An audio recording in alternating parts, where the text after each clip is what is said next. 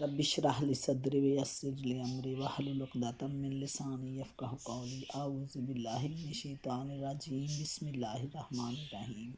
अस्सलाम वालेकुम। अल-हाक़्क़ा नाम सूरत के पहले ही लफ्ज़ को इसका नाम करार दिया गया है। ज़माने नज़ूल ये भी मक्का मुअज़्ज़मा के इब्तदाई दौर की नाजिल शुदा सूरतों में से है और उसके मज़ामीन से मालूम होता है कि उस ज़माने में नाजिल हुई थी जब रसूलुल्लाह सल्लल्लाहु अलैहि वसल्लम की मुखालफत तो शुरू हो चुकी थी, मगर उसने भी ज़्यादा शिद्दत ना अख्तियार की थी। मुस्नद अहमद में हज़रत उमर रज़ियल्लाहु अन्हु की रवायत है कि इस्लाम लाने से पहले एक रोज़ मैं रसूलुल्लाह सल्लल्लाहु अलैहि वसल्लम को सताने के लिए घर से निकला, मगर आप मुझसे पहले मस्जिद हराम में दाखिल हो चुके थे।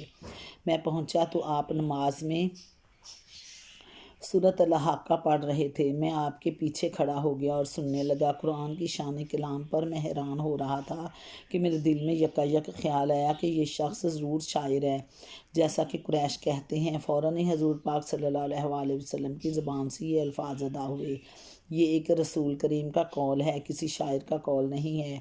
मैंने अपने दिल में कहा, शायर नहीं तो फिर कहान है। उसी वक्त ज़बान मुबारक पर ये अल्फाज जारी हुए, और ना किसी काहन का कौल है, तुम लोग कम ही गौर करते हो। ये तो रब्बिल आलमीन की तरफ से नाजिल हुआ है। ये सुनकर इस्लाम मेरे दिल में गहरा उतर गया। हज़रत उमर रज़ियल्लाहु अन्हु की इस रवायत से मालूम होता है कि ये सूरत उनके कबूल इस्लाम से बहुत पहले नाजिल हो चुकी थी, क्योंकि इस वाक़े के बाद भी एक मुद्दत तक वो ईमान नहीं लाए थे और वक्तन फ़वक्तन मुतअद्दिद वाक़यात उनको इस्लाम से मुतासिर करते रहे थे, यहाँ तक कि अपनी बहन के घर में उनके दिल पर वो आखिरी ज़रब लगी जिसने उनको ईमान की मंजिल पर पहुँचा दिया। मौजू और मज़मून इसका पहला रुकू आखिरत के बयान में है और दूसरा रुकू कुरान के मुनज़्ज़ल मिनल्लाह और मोहम्मद सल्लल्लाहु अलैहि वसल्लम के रसूल बरहक होने के बारे में। पहले रुकू का आगाज़ इस बात से हुआ है कि क़यामत का आना और आखिरत का बर्पा होना एक ऐसी हकीकत है जो ज़रूर पेश आकर रहनी है। फिर आयत 4 से 16 तक 12 तक ये बताया कि पहले जिन कौमों ने भी आखिरत का इनकार किया वो आखिरकार खुदा के अज़ाब की मुस्तहिक होकर रही हैं। इसके बाद आयत 17 तक क़यामत का नक्शा खींचा गया है, वो किस तरह बर्पा होगी। फिर आयत 18 से 37 तक वो असल मकसद बयान किया गया जिसके लिए अल्लाह ताला ने दुनिया की मौजूदा ज़िंदगी के बाद नूए इंसानी के लिए एक दूसरी ज़िंदगी मुक़द्दर फरमाई है। इसमें बताया गया कि उस रोज़ तमाम इंसान अपने रब की अदालत में पेश होंगे, जहाँ उनका कोई राज छुपा न रह जाएगा। हर एक का नामा अमाल उसके हाथ में दे दिया जाएगा। जिन लोगों ने दुनिया में ये समझते हुए ज़िंदगी बसर की थी कि एक दिन उन्हें अपने रब को अपना हिसाब देना है, और जिन्होंने दुनिया की ज़िंदगी में नेक अमाल करके अपनी आखिरत की भलाई के लिए पेशगी सामान कर लिया था, वो अपना हिसाब पाक देखकर खुश हो जाएंगे और उन्हें जन्नत का अबदी ऐश नसीब होगा। इसके बरअक्स जिन लोगों ने ना खुदा का हक़ माना ना बंदों का हक़ अदा किया, उन्हें खुदा की पकड़ से बचाने वाला कोई ना होगा और वह जहन्नम के अज़ाब में मुब्तला हो जाएंगे। दूसरे रुकू में कुफ़ार मक्का को ख़िताब करते हुए फरमाया कि तुम उस कुरान को एक शायर और एक कहान का कलाम कहते हो, हालांकि ये अल्लाह का नाजिल करदा कलाम है जो एक रसूल करीम की ज़बान से अदा हो रहा है। रसूल इस कलाम में अपनी तरफ से एक लफ्ज़ घटाने या बढ़ाने का अख्तियार नहीं रखता। अगर वो इसमें अपनी मनगढ़ंत कोई चीज़ शामिल कर दे तो हम उसकी रगे गर्दन या रगे दिल काट दें।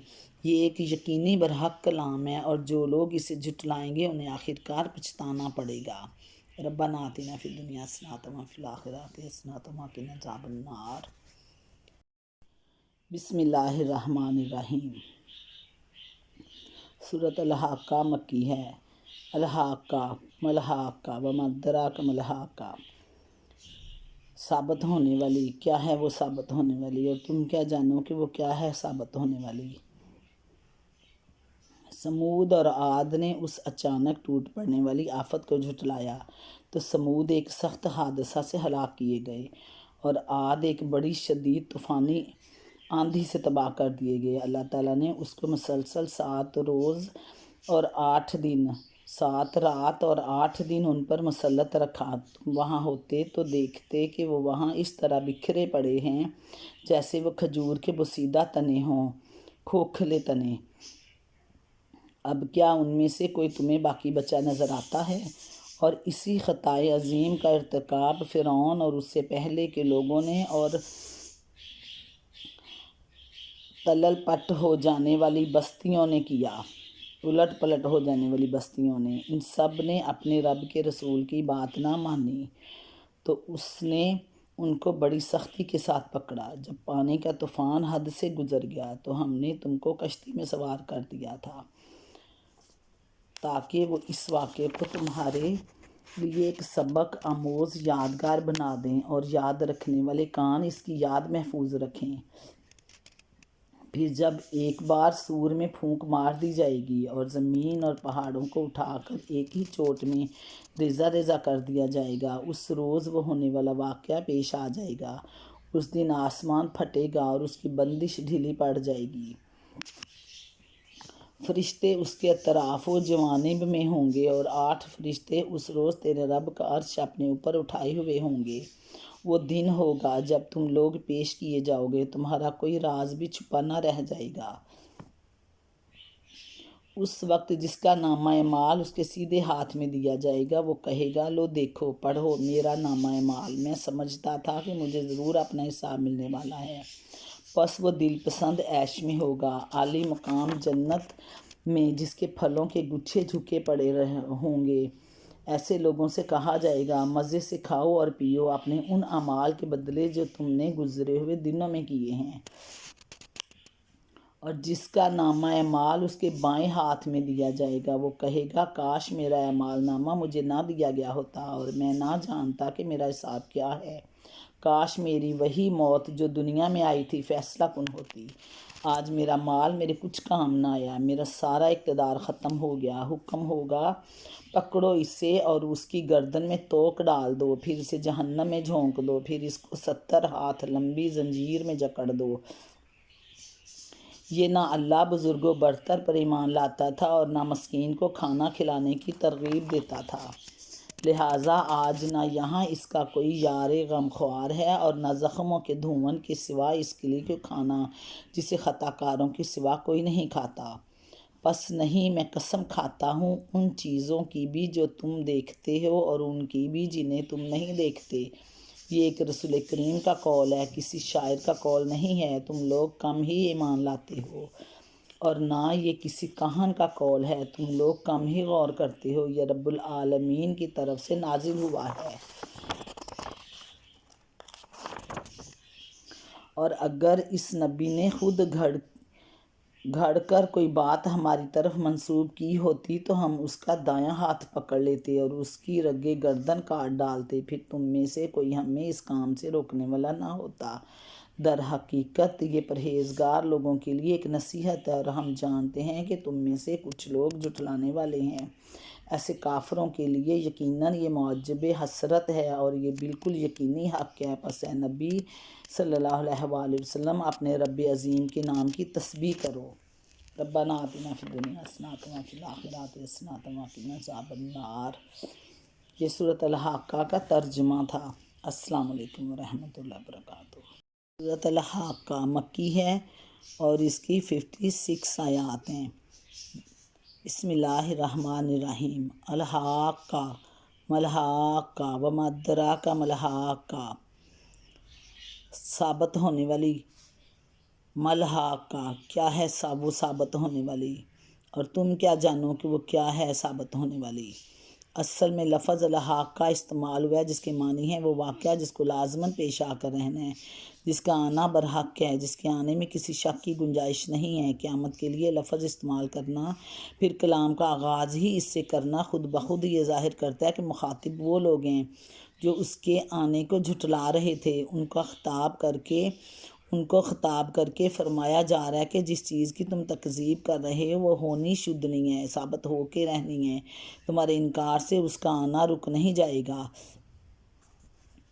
یکے بعد دیگرے یہ 2 سوالات سامعین کو چونکا دینے کے لیے کیے گئے ہیں تاکہ وہ بات کی اہمیت کو سمجھیں اور پوری توجہ کے ساتھ آگے کی بات سنیں۔ الحاقہ ملحاقہ وما ادراک ملحاقہ، ثابت ہونے والی، وہ کیا ہے؟ وہ ثابت ہونے والی، اور تم کیا جانو کہ وہ کیا ہے ثابت ہونے والی۔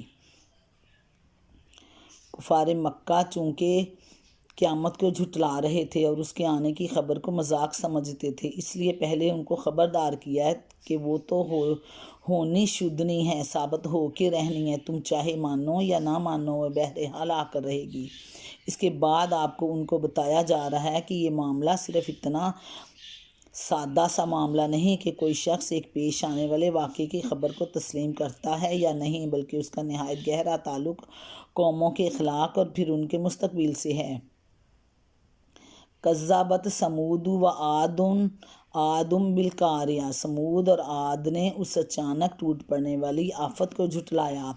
فاما ثمود فاہلکوا بالطاغیہ، تو سمود ایک سخت حادثہ سے ہلاک کیے گئے، پھر ان کے مستقبل سے ہے۔ اس کا نہایت گہرا تعلق قوموں کے اخلاق اور پھر ان کے مستقبل سے ہے۔ تم سے پہلے گزری ہوئی قوموں کی تاریخ شاہد ہے کہ جس قوم نے بھی آخرت کا انکار کر کے اسی دنیا کی زندگی کو اصل زندگی سمجھا اور اس بات کو جھٹلا دیا کہ انسان کو آخرکار خدا کی عدالت میں اپنا حساب دینا ہوگا، وہ سخت اخلاقی بگاڑ میں مبتلا ہوئی، یہاں تک کہ خدا کے عذاب نے آ کر دنیا کو اس کے وجود سے پاک کر دیا۔ القاریہ، اصل لفظ القاریہ ہے، قرۂ عربی زبان میں ٹھوکنے، کوٹنے، کھڑکھڑا دینے والی اور ایک چیز کو دوسری چیز پر مار دینے کے لیے بولا جاتا ہے۔ قیامت کے لیے دوسرا لفظ اس کی ہولناکی کا تصور دلانے کے لیے استعمال کیا گیا ہے۔ کذبت ثمود و عاد بالقاریہ، سمود اور عاد نے اس اچانک ٹوٹ پڑنے والی آفت کو جھٹلا دیا۔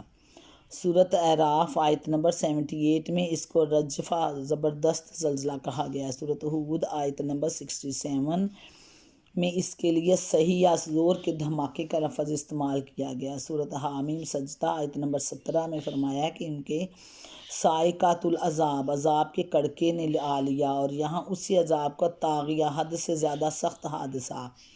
فاما ثمود فاہلکوا بالطاغیہ، طاغیہ کا لفظ استعمال ہوا ہے، حد سے زیادہ سخت حادثہ سے تعبیر کیا گیا ہے۔ یہ ایک ہی واقعہ کی مختلف کیفیات کا بیان ہے۔